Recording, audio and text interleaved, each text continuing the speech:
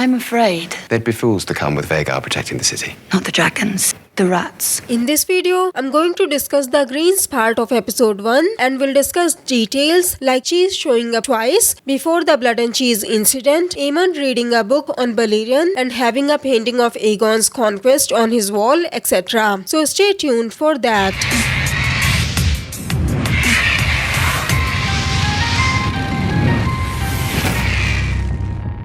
Greetings Throne Watchers. I discussed the Black's side of details like the giant steps for dragons, writings in Balerion, Merax's skull behind a library, etc. in my Black's breakdown video, and I've already discussed who is the mastermind behind the blood and cheese incident in my previous video. Now let's take a look at the Green side. In this episode, we see Aegon trying to be a good king during the petitions, and it was so much fun to watch. He seemed so naive. It was almost adorable, but it's mostly because Viserys had made Rhaenyra his cupbearer and didn't change it to Aegon later. Rhaenyra, you're late. King's cupbearer must not be late.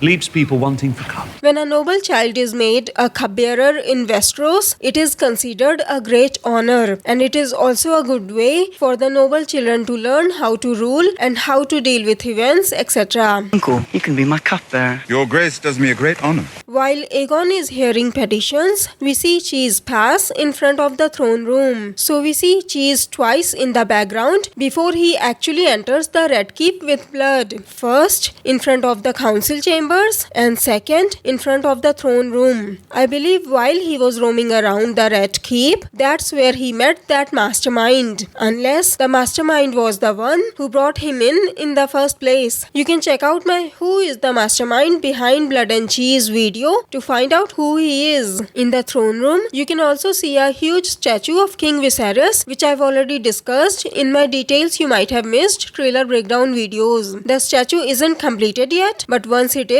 it will go up on the pillar behind him. And as I've discussed in my podcast and videos before, each pillar in the throne room has a king's huge statue on it, and beneath that statue, the pillar is carved with the life events of that king. Up until now, there have been 5 kings: Aegon, Aenys, Maegor, Jaehaerys, and Viserys. Aegon the Conqueror's statue shows the story of his conquest like the field of fire. You can see foot soldiers and cavalry fighting dragons. On Maegor's statue, I think it shows a cavalry that is ready to charge. And above it, some people on foot are raising their spears up towards the sky. In another shot, where blood and cheese are passing Viserys' statue, you can also see the back of Maegor's pillar. On the other side, I think we can see Maegor and Balerion burning the Sept of Remembrance. What do you think? Can you figure out something else in these pillars? Anyways, as you can see here, behind Viserys' statue, his pillar is covered with a cloth. My guess is they are currently in the process of carving his life events on it. I wonder what they will carve on his pillar. Probably the dance of the dragons. What do you think? Anyways, on the right hand side of the throne room, there is a 6th pillar. Whose statue do you think will go up on that pillar? Let me know your thoughts in the comments below. And if you are going to mention book spoilers, please add the spoiler tag above the comment. Aegon had named Prince Jaehaerys his heir, and he seems to love Jaehaerys now, but he had completely ignored his children back in season 1. So why did he suddenly become a loving father? Did he always love his son, or did he change after Jaehaerys was named his heir? What do you think? Anyways, when Aegon goes to the children's room, Helena is there stretching a golden dragon on a green cloth. I think she is making something for Prince Jaehaerys, because in the Weeks Ahead trailer, we see Helena looking traumatized while she is holding this cloth. Also, in the background, you can see a cradle. Do you think it's for Maelor and we haven't seen their youngest son yet? Or is it supposed to be the twins' cradle? Helena saying she is not afraid of the dragons, but she is afraid of the rats was a really great foreshadowing. I wonder if Aegon or anyone else will catch on to her green side powers after the blood and cheese incident. By the way, was I the only one who felt a bit underwhelmed stunned by the blood and cheese scene? I had been dreading this scene since season 1 ended because I know what went down in the books. So when it actually happened, I couldn't help but think that wasn't what I was expecting. It was so much worse in the books where they made Helena choose whether her older son, Prince Jaehaerys, or her younger son, Prince Maelor, will die. And then when she chose Maelor, they said to him, "You see boy, your mommy wants you dead." And then they killed Prince Jaehaerys instead and ran off with his head. But on the show, Helena didn't have to face that choice as Blood and Cheese had already made the decision for her when they decided to kill her son. Even if she had tried to protect her son and had lied to them, they could have always just checked whether it was a boy or a girl. Sean Kilaki said, "Interesting how she immediately turned over Prince Jaehaerys. Why was that? If I had to guess, I would say it was because Aegon was only paying attention to Prince Jaehaerys because of him being his heir and not to Princess Jaehaera. As you can see in the scene where he is looking for Jaehaerys, he looks at her to check if it's Jaehaerys, but he doesn't even touch her shoulder. So Helena probably spent more time with her daughter than she did with her son and was probably trying to give her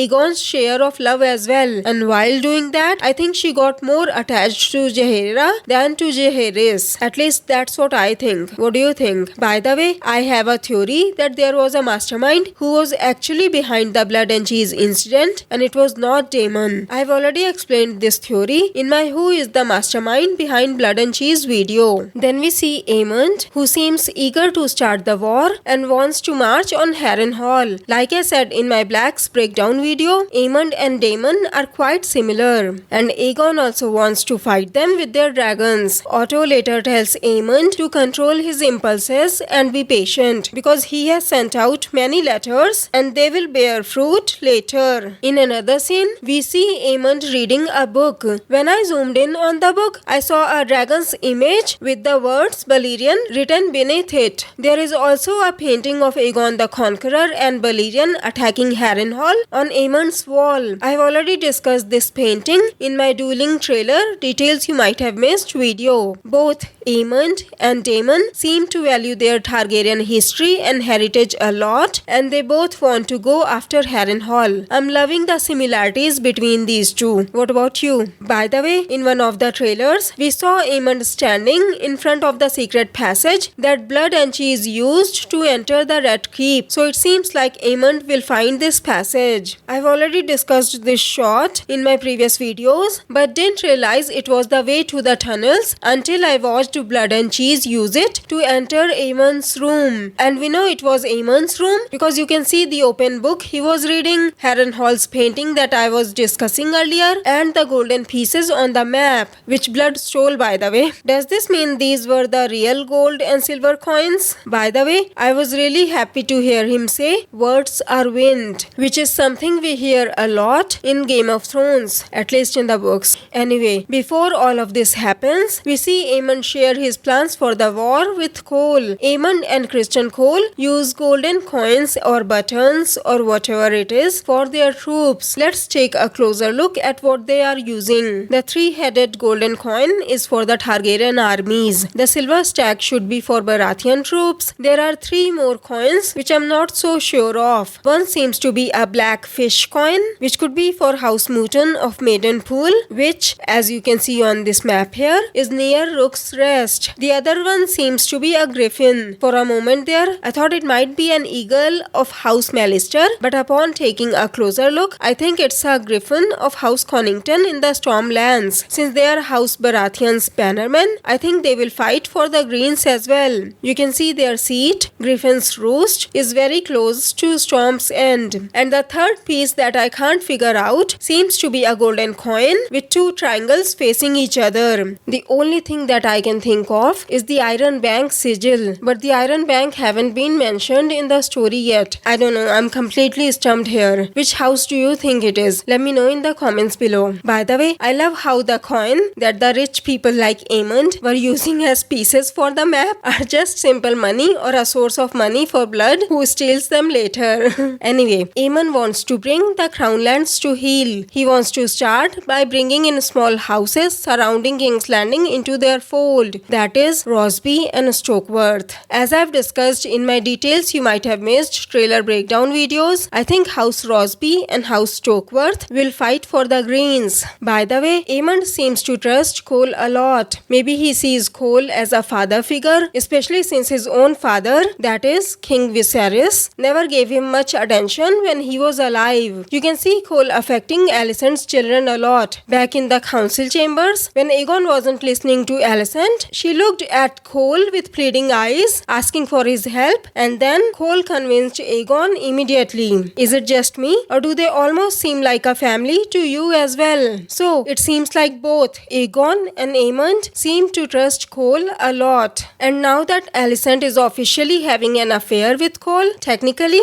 it does kind of makes him a stepfather to Aegon and Aemond, I guess. When Alicent sends Cole to find Aegon in season 1, do you think it was, I don't know, his reward or something for bringing Aegon to her and they started having an affair after that? Or do you think they have been having an affair even before Viserys' death? I don't think she would cheat on Viserys, but what are your thoughts on it? Anyway, Cole still seems salty about Rhaenyra rejecting him. Why do you think he still holds a grudge and is not able to let go even after all these years? Could it be because he is still not over Rhaenyra and Alicent is just a rebound to him? Or is he mad at Rhaenyra on Alicent's behalf? Let me know your thoughts in the comments below. Another thing I noticed was this chair in Alicent's room. It's the same chair from the trailer where she is talking to Larys, who is reading a book, where she tells Larys that Rhaenyra's supporters will believe what they will and no one cares about what Viserys wanted and war is inevitable, etc. As I mentioned in my Who is the Mastermind Behind Blood and Cheese video, the audacity of Larys, especially wherever Alicent is concerned, seems to be growing with each episode. So what I think will happen here is that Larys will come to meet Alicent and she might be busy with Criston Cole, so Larys will make himself at home in her chambers. Since he has replaced Alicent's servants with his own now, his servants will easily let him in. So I think he will be waiting in this area, and once Alicent will come out of her bedchamber, he will be there, probably implying that he knows what she is doing with Criston Cole, and then will go on to give her information about Rhaenyra's followers. So that's what has happened with the Greens in this episode. This video's comment shout out goes to user KX5KG2YZ1D, who said,